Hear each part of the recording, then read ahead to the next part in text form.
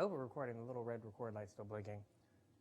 I just listened to a little sample video, and I must say I'm sorry for the way that I sound. My voice is really annoying, I think. And you got to sit through like an hour of it every day, so that's pretty awesome for you. All right, so let's do a quick review of what we should already know. Right? So you have the luxury of pausing stuff so you can think about things. I'm just going to kind of go, so we'll see how this works out. So first we have a double bond in Cl2. We're going to do a chlorination. We're going to put a chlorine on each carbon of the double bond. So everything else stays the same. There are no carbocations, so no rearrangements.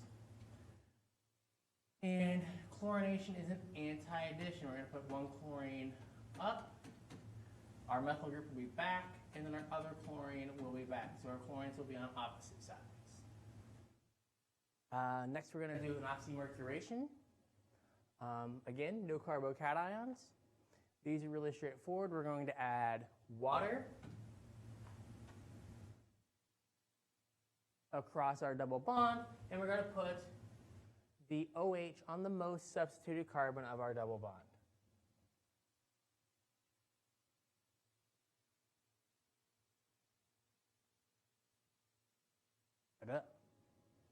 And the last one here, Br2 and water.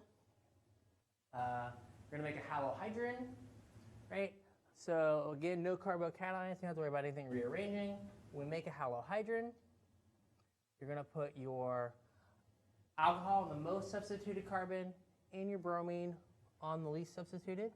So we're going to have, so the bromine is up over here. This again is another anti-addition. So now our alcohol is going to be back. Oops. I will try to make that look like a letter. Our alcohol is back, and our methyl group will be forward.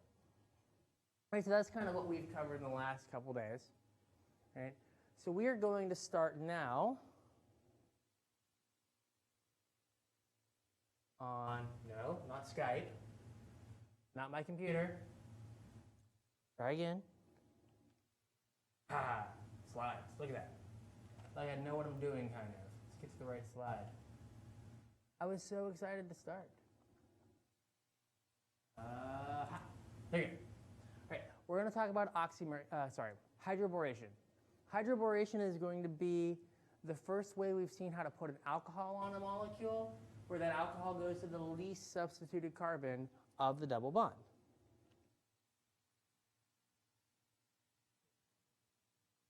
Right, so I cheated. I wrote a bunch of stuff before we started. So again, you can pause. It's the internet. All right, so hydroboration, you have to have a boron with hydrogens on it. So in this case, we're using BH3. Right, and then after that, so that's step one, is you add BH3. And then step two, you add hydrogen peroxide, water, and hydroxide. And the net transformation is it will put the OH on the least substituted carbon of your double bond, and your hydrogen will go on the most substituted carbon. Uh-oh, I'm smarter than this, so yeah. Got it. The hydrogen will go on the most substituted carbon of your double bond. This is an anti-Markovnikov addition. So remember, hydration and hydrohalogenation, those are our Markovnikov additions. So the hydrogen goes to the carbon that has the most hydrogens / the least carbons on it. This being anti-Markovnikov, you are going to put your hydrogen on the carbon that has the most carbons / least hydrogens. Right, so this is an exception to the Markovnikov rule. Hydroboration is also a syn addition. You're going to add your alcohol and your hydrogen are going to end up on the same side of the molecule. Right? So we have this example, hydroboration, right, BH3. In these conditions, you know, as soon as you see this, alcohol goes to the least substituted carbon of the double bond, right? And then they end up on the same side. So if you're making two chiral centers, you need to show that the alcohol and the hydrogen are on the same side. Now you can do that. You don't have to actually draw that hydrogen in. So we're going to kind of do this. Right? We can just cheat, and that hydrogen is understood. So if we draw it like this, right, we're still conveying by the stereochemistry of our methyl group that the hydrogen is on the same side as the alcohol. So why is this? I'm done cheating now.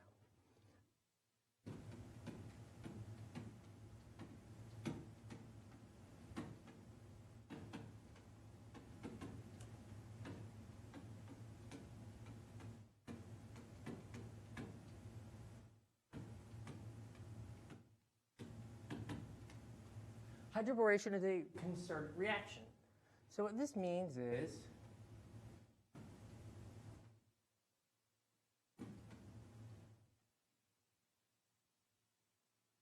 that we are going to make and break all the bonds in the hydroboration step at the same time. So these electrons from your pi bond go and attack the boron. These electrons from your boron-hydrogen bond go and attack the carbon of your double bond and make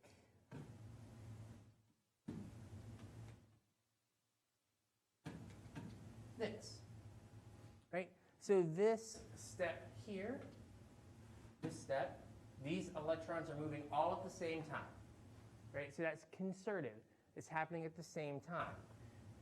Hydroboration is also an example of what's called a paracyclic reaction.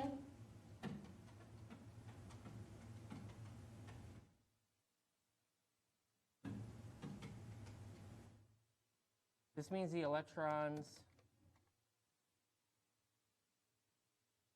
move in a ring, right? And again, if we draw this back out,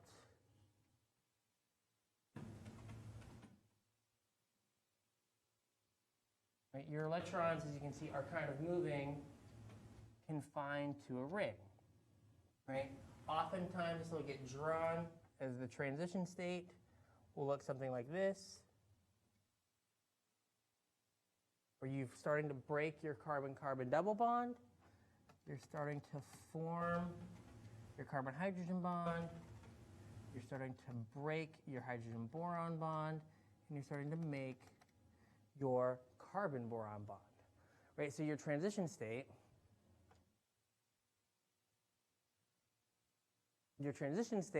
is going to have these partially broken bonds and foreign bonds, and it's going to form a ring. So all your electrons are moving in a ring. Right, so that's kind of the basic stuff, right? Quickly, the fact that hydroboration is a concerted reaction explains why the hydrogen and boron are always on the same side. Right, so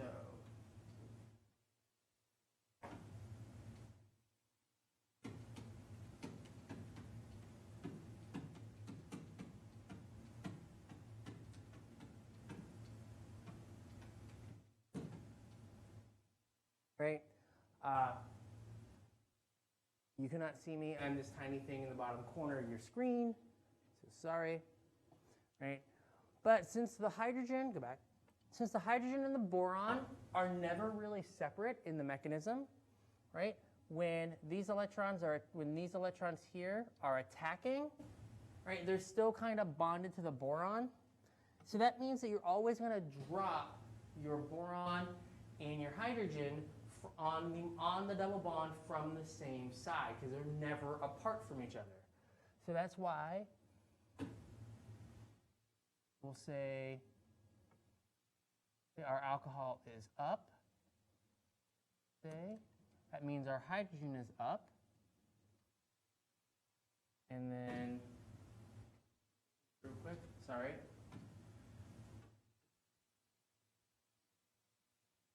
Right? And that would put that group back. And that's because, again, your H and your BH2, they never come apart. So if they're coming from the top, which is how I have it drawn here, these electrons go here, those electrons go there. You never break your boron-hydrogen bond. So what's the mechanism for this? I've kind of given you bits and pieces to explain why this is a syn addition. But what is the whole mechanism? This is one where, if you would like, you should turn your paper sideways, because this one's really long. It's a little bit soul crushing.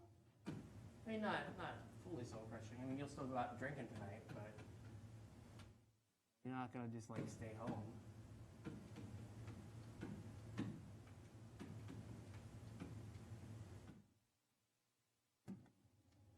All right, so we're going to go to our, this is our simplest example.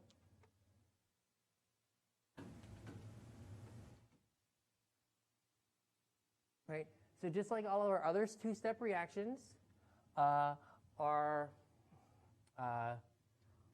BH3 is never in this flask at the same time as our hydrogen peroxide, our water, and hydroxide. So we do the first step. We add our BH3. I'll draw it like this. Right, so we're going to have H, BH2, get some electrons going here. Electrons add to the boron, come down to the hydrogen. The reason they add to the boron is, remember boron's where?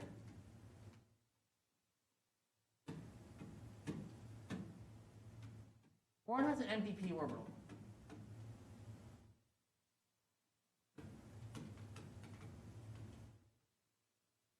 That is, I swear, a T. Right? Boron has an empty p orbital, right? Because boron only ever has 6 electrons around it.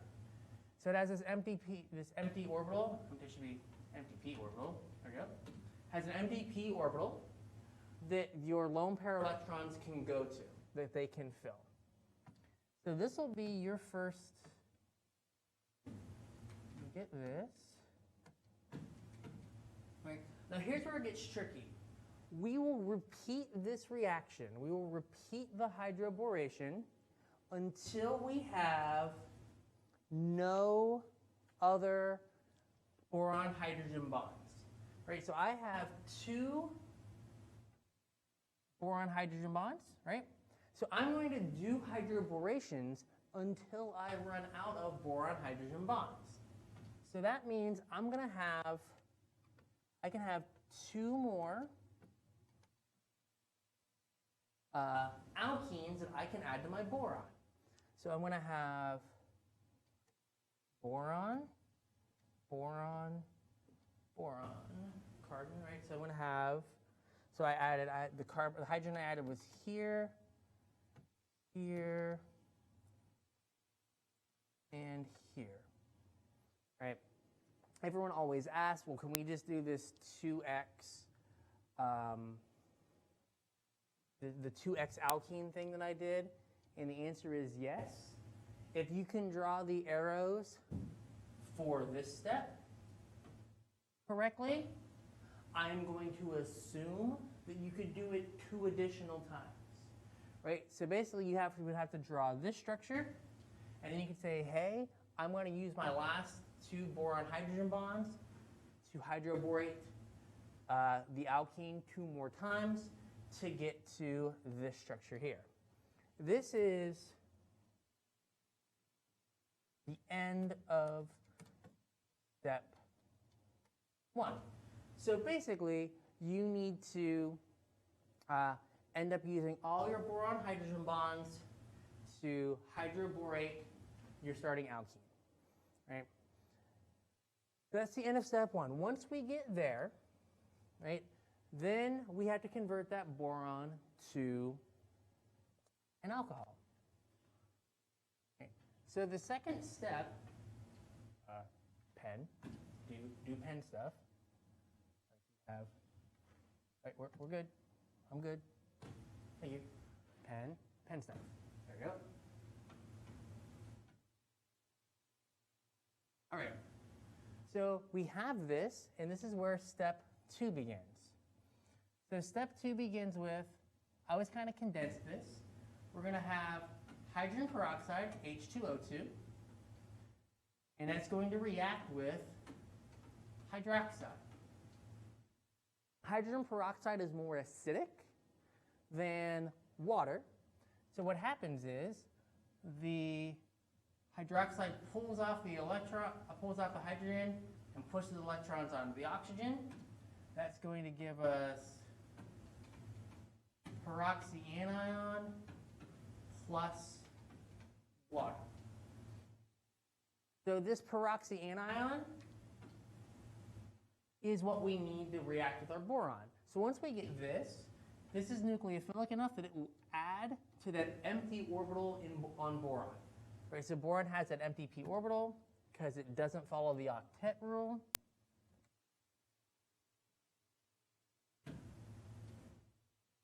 So we're going to end up with this. So we're going to add electrons to, we're going to add electrons here. I'm going to get another color here. We're going to add electrons, these electrons, to the boron. So this negative charge ends up being placed on the boron. So we end up with a boron with a negative charge. Once we get here, we're going to shift our carbon-boron bond. So we're going to move the electrons in the carbon-boron bond over to the oxygen and break our oxygen-oxygen bond. So oxygen-oxygen bonds are weak. They're easily broken. And boron-oxygen bonds are strong. So boron doesn't want to have a negative charge. Boron's not real thrilled with this negative charge. So it wants to give up one of its bonds so it can go back to being neutral. But boron loves it some oxygen, so it's not going to break the oxygen bond. It will break its carbon bond because it likes oxygen more than it likes carbon. So when that happens, we'll end up with this, and we will make hydroxide. Oxygen-oxygen bonds are weak, which is why we're able to break this bond. We can break this bond here because that bond is the weakest bond we have in our molecule. Now, this will happen 2 more times until we have oxidized all of our boron-carbon bonds to become boron-oxygen bonds. So we're going to bring peroxyanion in here 2 more times, and we're going to end up with a boron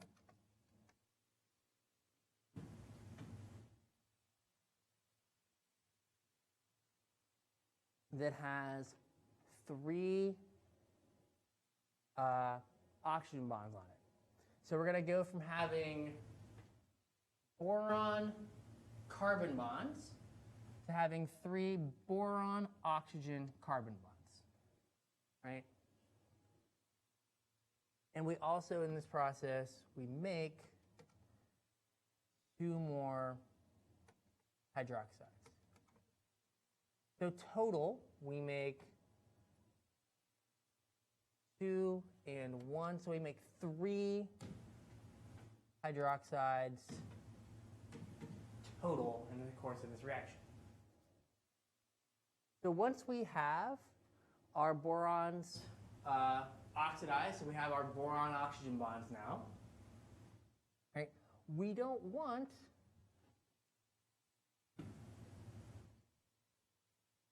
make sure I do this the same way as the other one. 1 second. Sorry. Make sure that they look the same. Okay.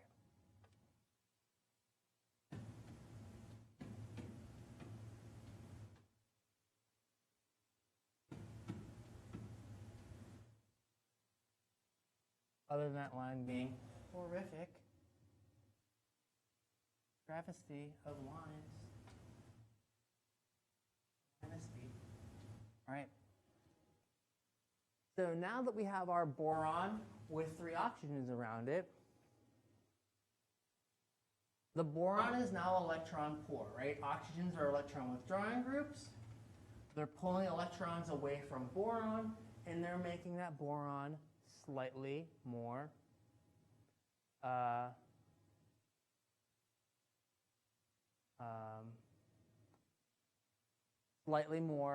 positive.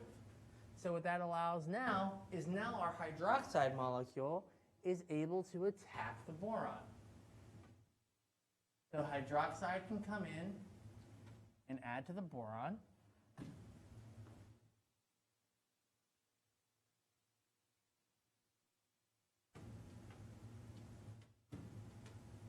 And just like before,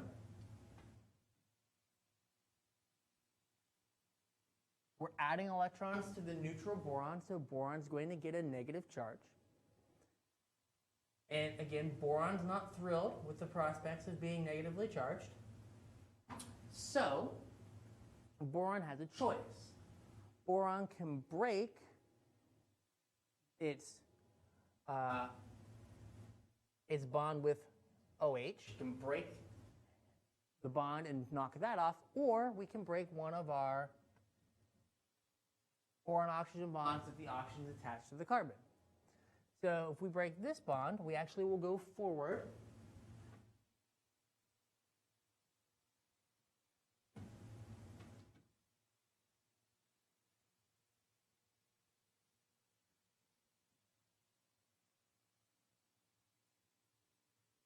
Right. We get that. We will repeat this process 2 times until we end up with 2 of these plus, let me draw this quickly, boric acid. Boric acid is that stuff that you're supposed to like put down that makes palmetto bugs all itchy and they itch themselves to death. Yeah, boric acid, you make that. So combined, I have 2 and 1, so I have 3x. I have 3 alkoxides. Now I can have these hydroxides come pull off oxygens off of my boron, or sorry, hydrogens off my boric acid. And I'll make my alcohol plus BO minus H. And that will give us our product.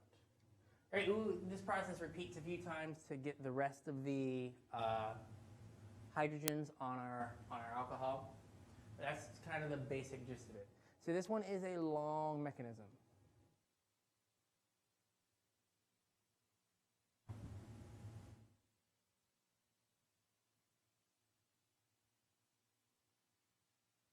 All right.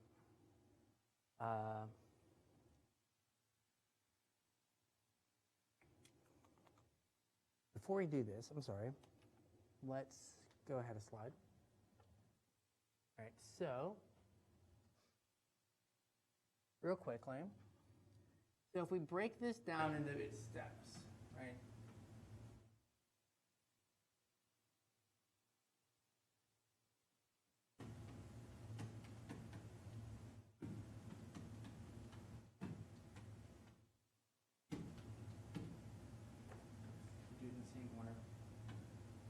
The order doesn't really matter. I can write H2O2, water hydroxide, H2O2, hydroxide, and water. It doesn't really matter. It's all in there at the same time. So we know what you have beat me to the answer, I am sure. Right? So you already know the answer. Right? You're going to have this group back, let's say, alcohol forward. And again, like everything that we've done, we don't know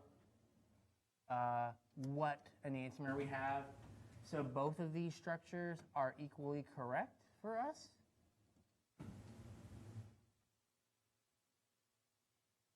Right? So we don't know if the alcohol is up and the ethyl group is back, or if the ethyl group is up and the alcohol is back. We don't know. We just know that our alcohol and the hydrogen that we added, hydrogen, not alcohol, hydrogen. See, now when I'm by myself, if I screw up, there's like none of you to be like, you made a mistake. Why is that like that? I can't be like, because I'm bad at my job. All right, so we don't know which one, we just know that we have one of them, right? But what I wanted to show is, so at the end of step one, right? End of step one, let's say we have hydrogen up, boron, and I'm just going to cheat and say R2, where R2, where R, in this case, R is just this ring again, right? Because I have two more of those rings on the boron because I have to hydroborate this double bond 3 times. All right. So we have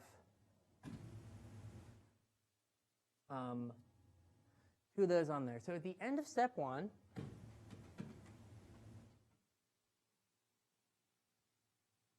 we already have our stereochemistry. We get our stereochemistry for our addition, for our hydroboration, is set in step one.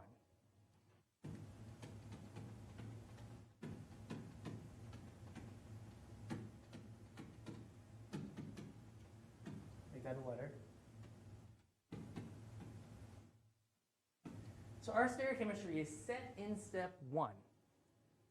Now, that means that when we do our oxidation, when we do step 2,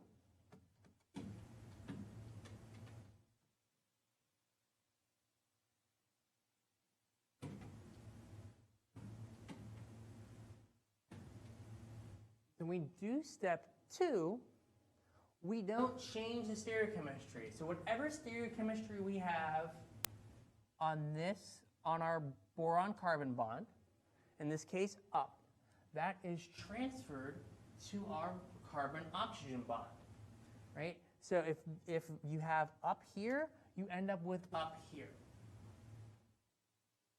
right? So the oxidation, changing the boron to the hydroxide, that is a stereoconserved step. I don't change the stereochemistry. Whatever stereochemistry I start with is what I end up with. All right. Now we can use the magic of the slides. Go over. All right. So boron will typically end up at the most substituted carbon. Sorry, the hydrogen typically ends up at the most substituted carbon, and the boron ends up at the least substituted carbon, almost always due to carbocation stability, but there are some exceptions. All right, so let's talk about this carbocation stability thing. So let's go back to our first step mechanism, right? All right. I did not like spaz out there. That's totally my equipment. Totally. All right. So let's look at our hydroboration mechanism here, just for that first step. Right. These electrons are going to go add to the boron. These electrons are going to come down here. So as you're adding your pi bond, as this is happening, right here, this is happening, right, you are breaking your carbon-carbon pi bond. And so that starts to build up some partial positive charge on that carbon, which allows the electrons from your boron-hydrogen bond to add to it, right?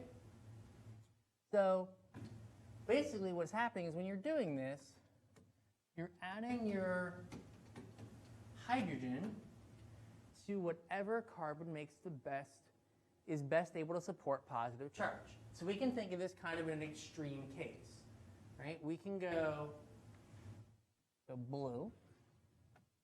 Right? What if we did this?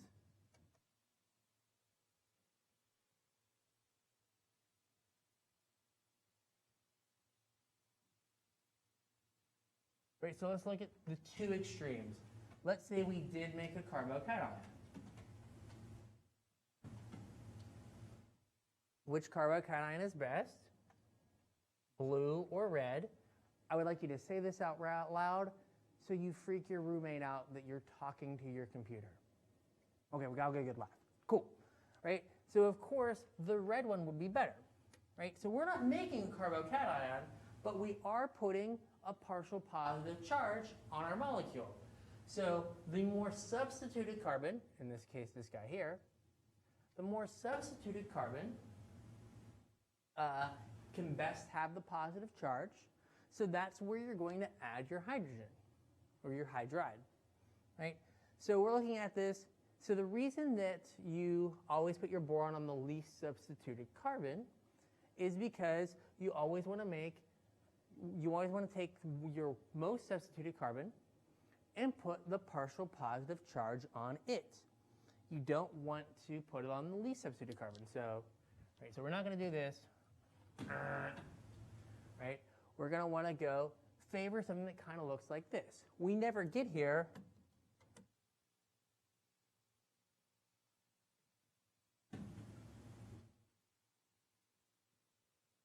But this helps us think about, yeah, it's going to be better for the positive charge to be on, the partial positive charge to be on this carbon.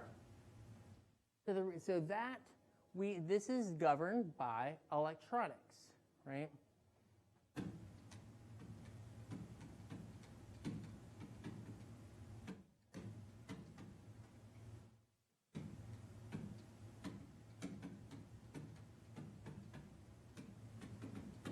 Right, so the selectivity is determined by electronics.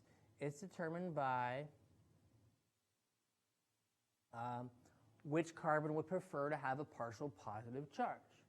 But that does not always work, right? Sometimes we'll do the reaction and it will put the group on the wrong side.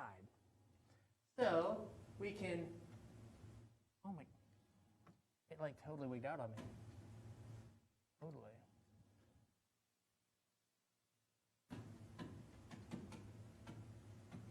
So you can have different hydroboration reagents.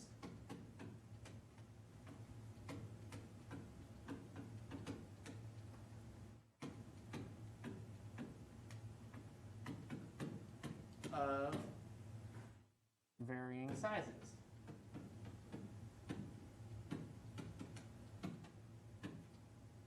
Right? So you have BH3. This is your smallest reagent. Right? This is smaller than, let's just say we have some R group. It could be anything. We just have one carbon on our boron. That's a little bit bigger than having 3 hydrogens. So we have 1 carbon and 2 hydrogens versus 3 hydrogens. That's a little bit bigger. We can go bigger still. R2, BH. Right, now we have 2 carbons. That's bigger still, right?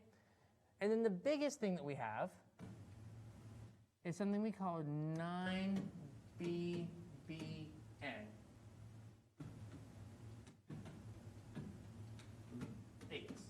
Right? 9BBN is very large, but we often just draw it like this.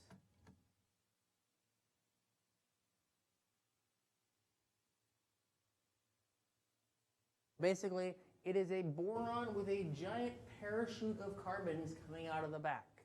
Right? It is really big. Again, there are jokes. I will not make them.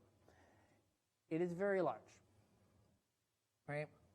So what happens is, as you make your boron larger, you force it onto the least substituted carbon more. Right? So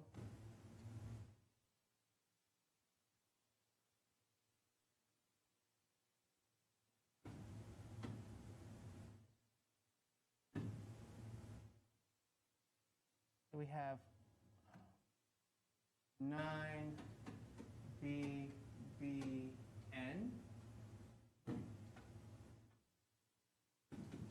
H2O2, water, hydroxide.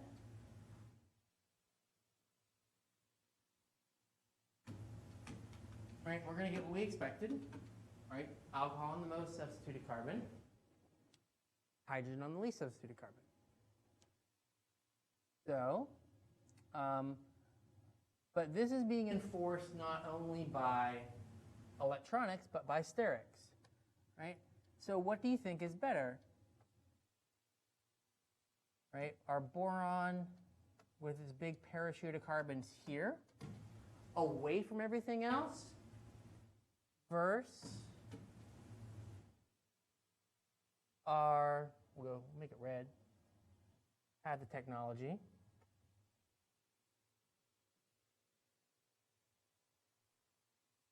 Our big parachute of carbons coming out of our boron by other carbons.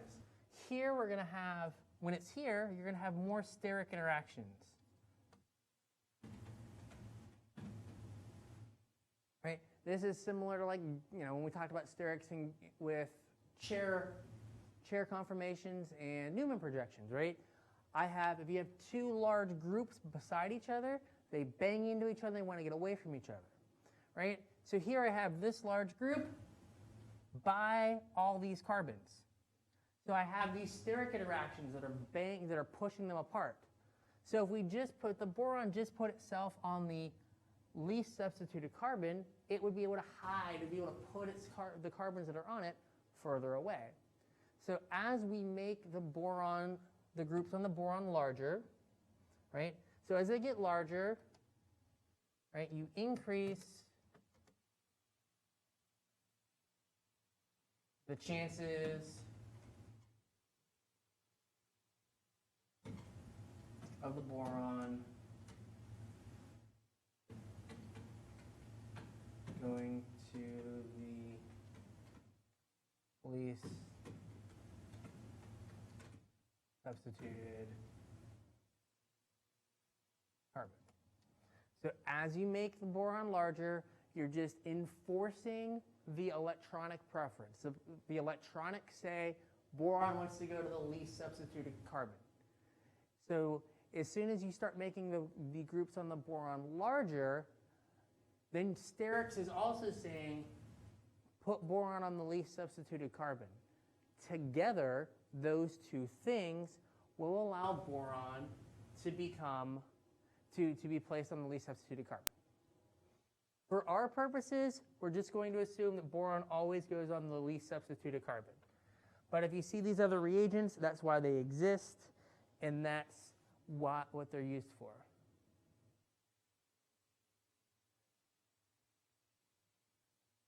So we're going to kind of continue our discussion of reagents that, oh, not in here?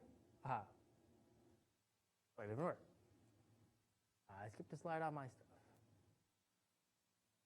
So we're going to talk about dihydroxylation. I'm sorry, this is going super smooth, huh?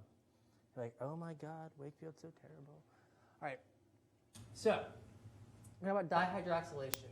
Dihydroxylation is a way that we can add two alcohols to a double bond, right? This is another example of what's called a syn addition. Right, so let's look at dihydroxylation.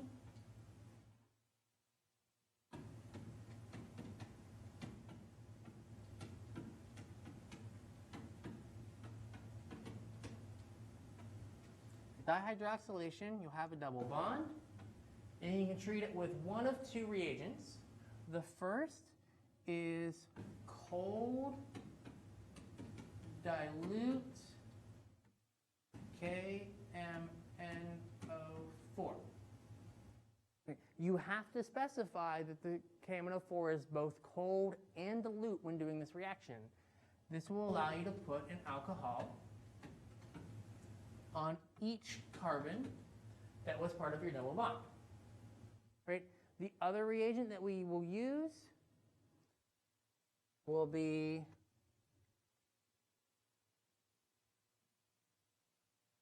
osmium tetroxide. Almost always a catalytic amount of osmium tetroxide, and hydrogen peroxide. will also do a dihydroxylation. You'll replace the double bond with an alcohol in each carbon. This is a syn addition. So when I can actually have some stereochemistry going on here.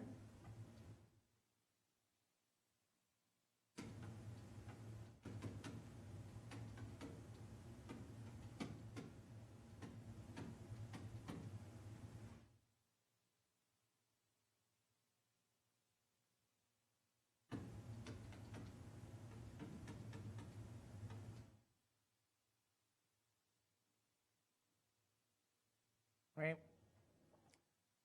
Similar to the hydroboration, this is a concerted mechanism, right?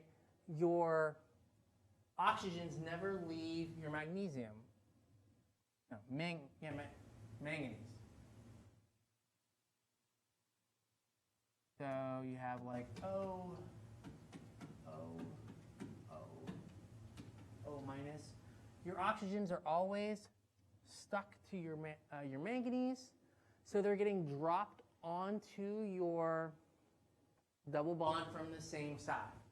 So the manganese is approaching your double bond, and the oxygens end up coming from the same side. Same thing holds for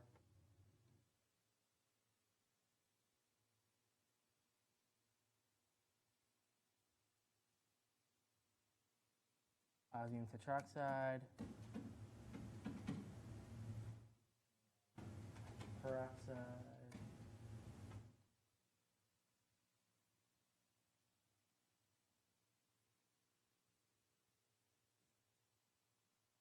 and again, I always like drawing wedges, but it is the exact same molecule as drawing it this way. Real quick, is this molecule right here, is this molecule chiral? I'll wait. No, it is not.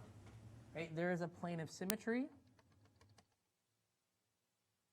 that runs right down the middle of this molecule. This molecule, if you remember,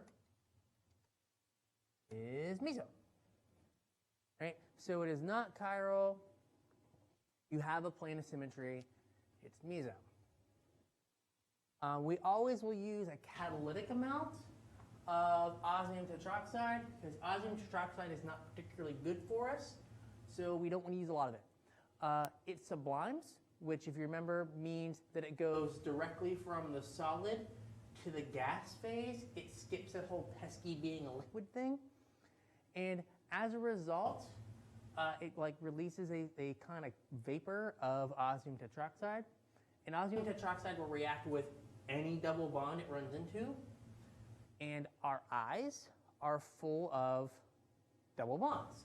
Right? Your rods and cones, your ability to see, a lot of that is predicated on the isomerization of double bonds. Where if you have molecules in your eyes that when they get hit by light, the double bond will switch from cis to trans or from E to Z. Osmium will stick itself, will basically do this reaction right here, will stick itself to those rods and to those double bonds in your rods and cones in your eyes, and you will osmolate your eyeballs. You will put osmium in your eyes, destroy all those double bonds, and you go blind.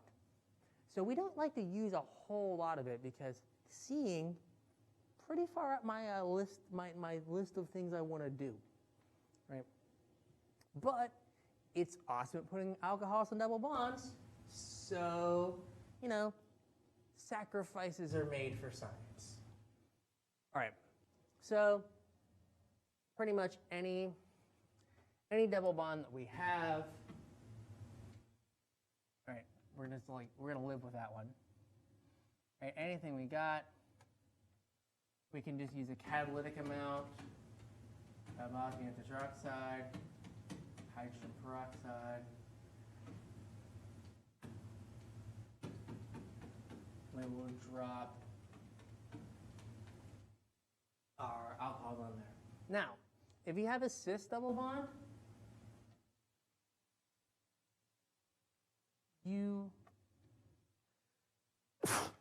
I'm really sorry. If you're wearing headphones, you're probably deaf now. My bad. I got all, maybe I osmolated my nose. Oh my gosh, didn't let me able to smell. All right, so it's always easiest when you're doing these reactions with stereochemistry to draw the molecule in the same kind of form or conformation that it was when you started. So it's way easier here to draw your product like this and say, hey, my alcohols are, I don't know, are both going to be up. Right? Okay. So if you draw it like that, if you just redraw the chain in the same orientation over here, that's that's going to be your best bet. Because now if I were to rotate around this bond, right?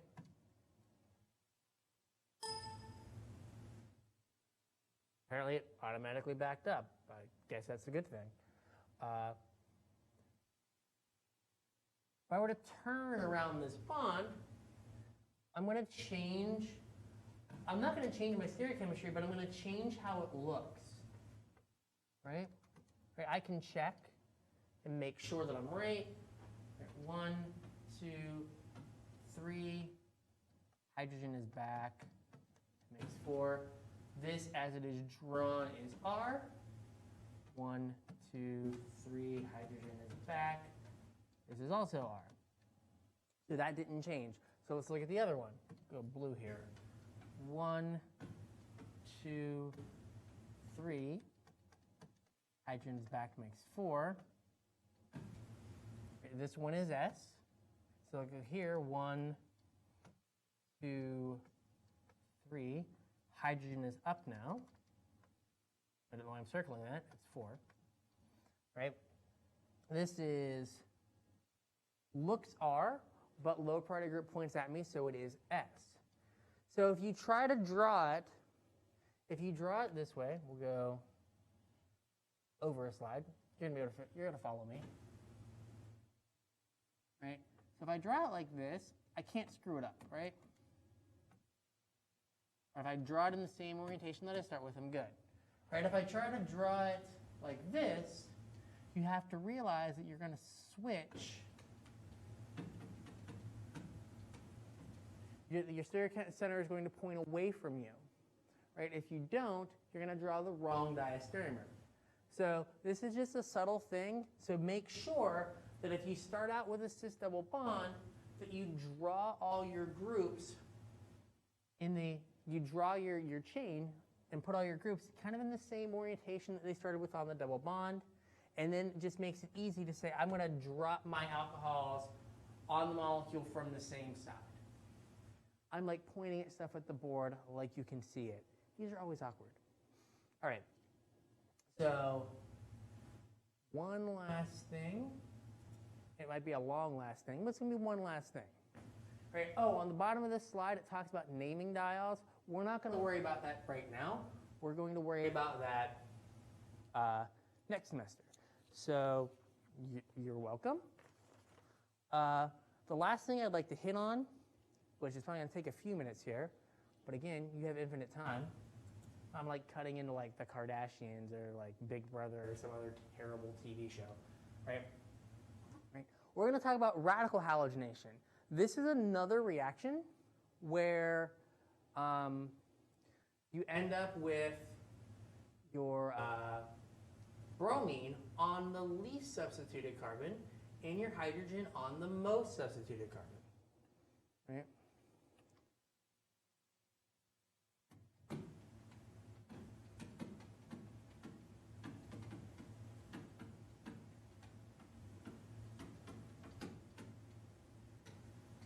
Radical halogenation. Right. So in radical halogenation, if HBr, you have hydrogen peroxide, and you have light. I will use light, and this is really sad, HNU, but HNU interchangeably, right? HNU is kind of how you abbreviate light in physics. I have a physics minor, a series of bad decisions got me to that physics minor, but I have a physics minor, and so every so often it shows, right? And that is the HNU. I got a D in solid state physics. I was done being a physics major at that point because it got real hard, and so I'm now teaching OChem. I'm as far from physics as you can get without like being an English professor, right? So for a radical halogenation, you put your bromine on, again, this is going to be least substituted.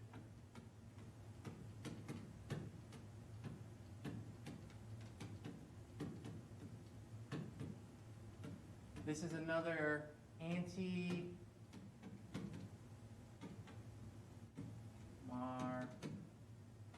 I'm going to spell this wrong, aren't I? Probably. I didn't have it.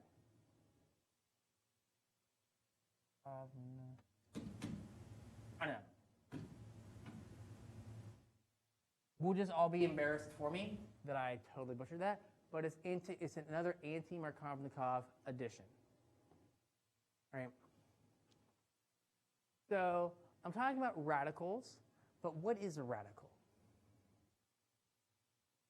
A radical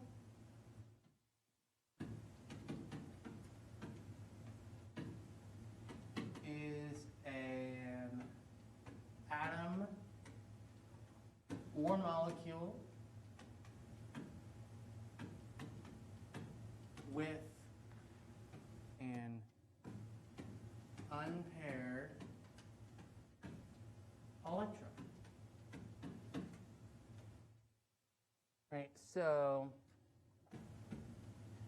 we have bromine, and I just draw a dot beside it. That dot is our unpaired electron. Right, so this is a bromine, this is a radical. And we can also have carbon radicals. Right, that was horrific. Try again.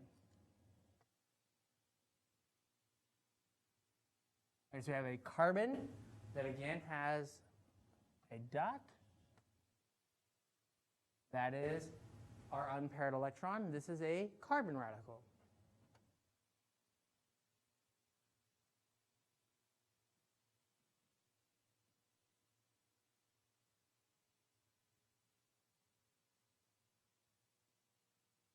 Right, so where do radicals come from?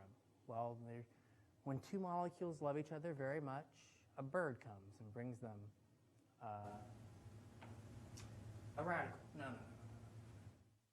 Actually, there are two types of ways that bonds break.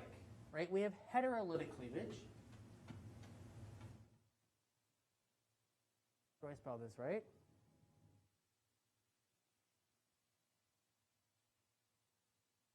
Heterolytic. This is brutal. There we go. Heterolytic. Oh my gosh.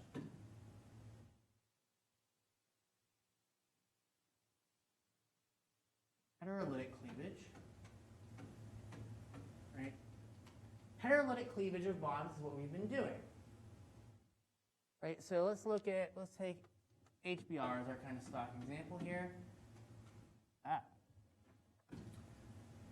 In heterolytic cleavage, the electrons move like this, and you get H plus Br minus.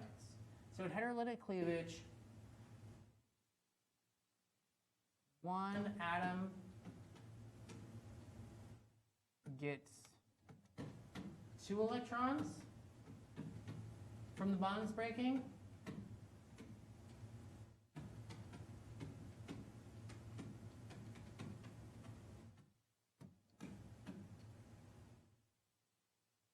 And one atom gets no electrons.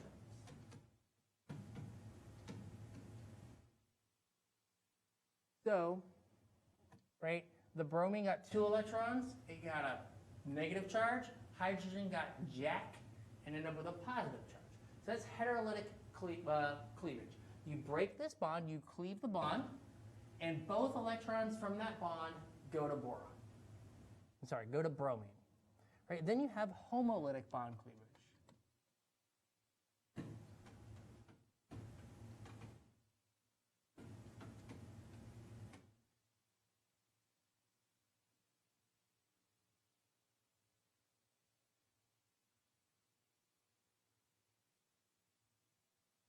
Right. So there are some differences here. Homolytic bond cleavage, each atom gets 1 electron. In this case, I will make a radical plus a radical.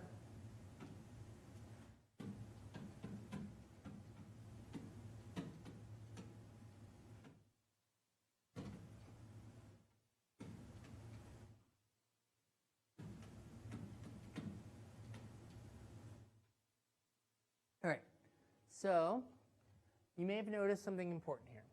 So let's go back to our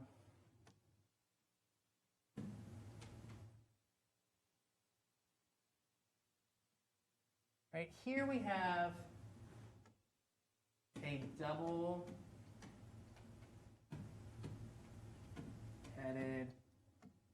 arrow. Double-headed arrows that look like that, right? Show the movement of 2 electrons. Right? So this double-headed arrow, right, and I've got this double head on, that's showing the movement of 2 electrons. So both the electrons in this bond right here, they are both going to the bromine. When we do a homolytic bond cleavage,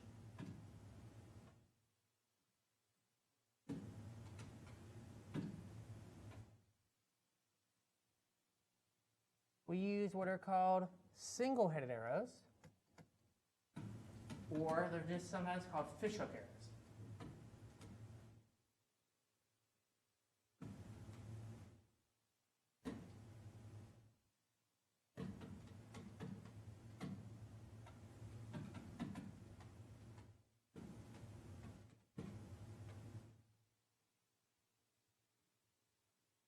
Fishhook arrows. These show the movement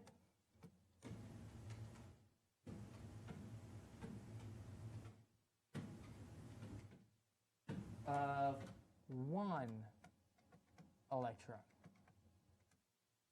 So we have 1 electron going this way to the bromine, and the other electron from the bond going this way to the hydrogen. So I have single-headed arrows are showing that 1 electron is moving. Okay.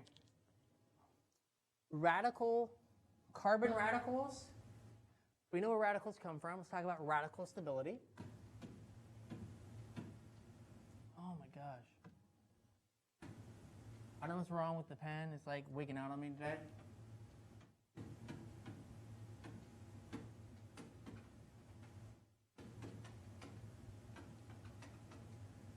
What are we going to go with it? It's kind of stylized or something? I don't know. Right? So radical stability follows the same trend as carbocation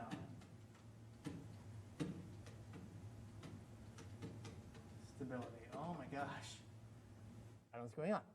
Right, so carbocation stability, if you remember, tertiary, more stable than secondary. We'll go way more stable. Secondary, way more stable than primary.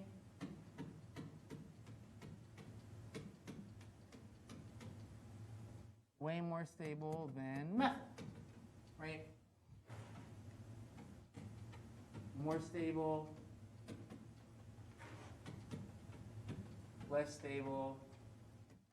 And if you remember, and hopefully you do, yes, you can make those.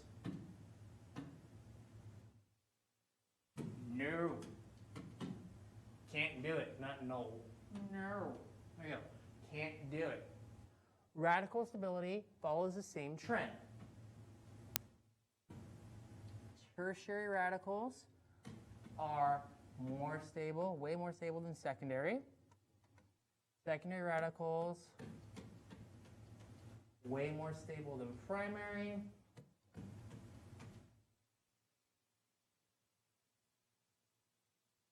Yeah, my little greater than sign's kind of like, what's out? Right, so most stable,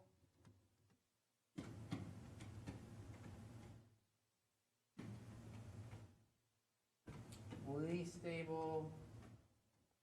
For our purposes, again, we have the yes camp and the no camp. All right, I can make tertiary and secondary radicals, but I'm not going to make primary and methyl radicals. Right? The reason the pattern is the same is that radicals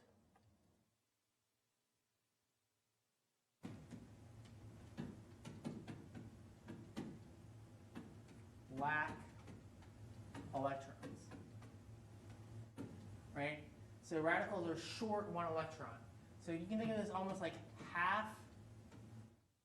Oh my gosh.